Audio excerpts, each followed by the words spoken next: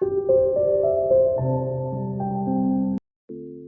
afternoon everyone. So, andito kami ngayon sa may gasoline station and on our way also to Landers Camp at Sitio Mayagay, Tanay Rizal. So, a couple of months ago, we've been planning to look for a cabin or for a staycation around Antipolo or Tanay Rizal. So, going back sa aming trip, nag-stop muna kami dito sa highway before Marilake to buy some buko juice. And going back again sa ating story time, mga 2 weeks siguro, nag-try po kami mag-search ng cabins around Antipolo and Tanay Rizal. And there are lots of private villas and staycations around the area that we saw on Facebook. So we tried to join Facebook groups like staycations in Rizal and Antipolo. Until we saw the Landers Camp at Mayagay. And it's simple and has a nice view. So, ang camp nila has 2 cabins. The first one is the RS cabin and the other one is the Heart cabin. And then, kinoconsider din namin ang distance from Pasig since magmamotor lang kami. So, we searched it on Google and the approximate travel time is about 1 hour and 30 minutes from Pasig. And yes, we agreed to book a reservation. And yung date na preferred namin is on weekend. So, naisip namin na baka fully booked na. And luckily, may available silang RS cabin on our preferred day. And ngayon, andito na kami sa may Marilake Highway. So, we arrived here at Tasha Store in Mayagay around 5 p.m. And si Kuya, yung mag-a-assist, ay nag-aantay na pala sa amin dito. And dito ngayon, meron silang store. And bumili po kami ng pork and other condiments kasi kulang yung mga dala namin. So, better na kompletuhin muna yung mga dala kasi medyo malayo yung tindahan sa accommodation.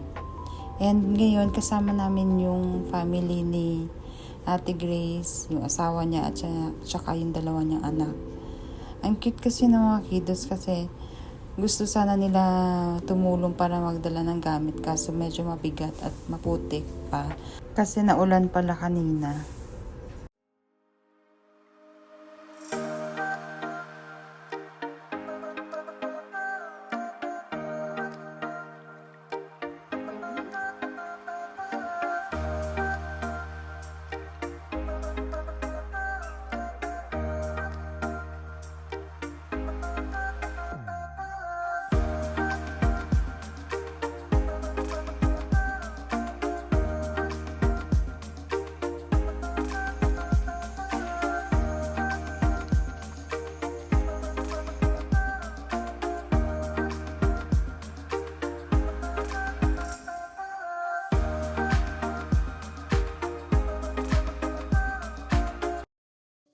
Amazing talaga kasi pagdating namin sa area, sobrang ganda talaga.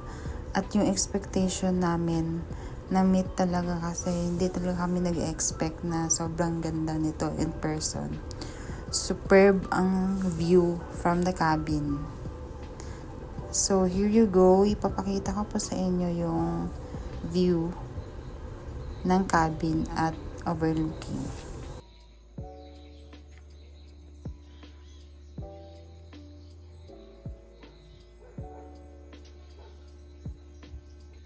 Saan tayo ngayon? Dito sa Landers Camp. Nag-isi.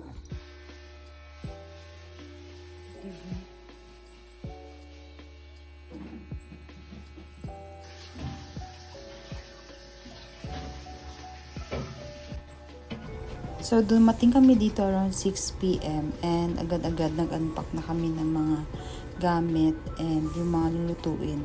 And yung asawa ko nag-start na mag-prepare ng mga lulutuin.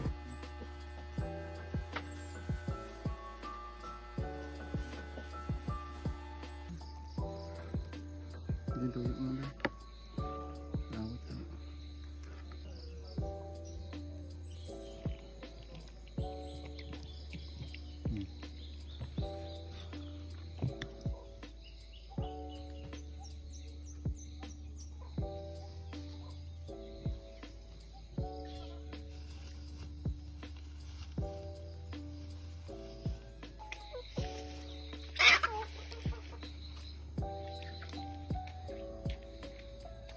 Uy.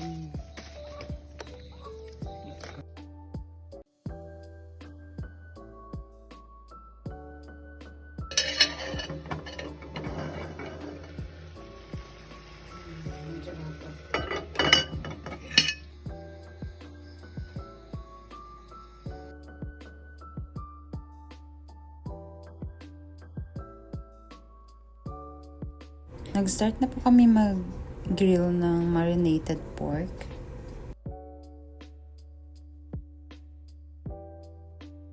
Ako yung assign sa paglista ng mga dadalhin dito. Yung mga lulutuin, yung kailangan i-grocery. I made a list ng mga kung ano bibilhin, mga lulutuin for dinner, breakfast, and lunch. So, 2 menu lang kami for dinner. Nag-add lang kami ng kunwari, pa-platter and juice and dessert.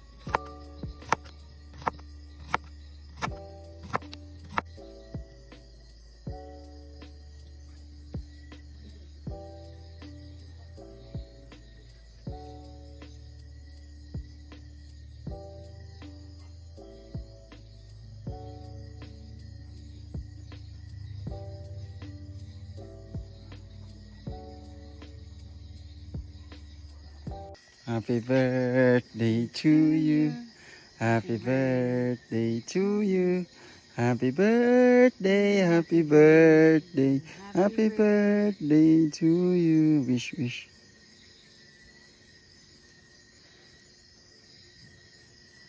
Lord, thank you. Lord.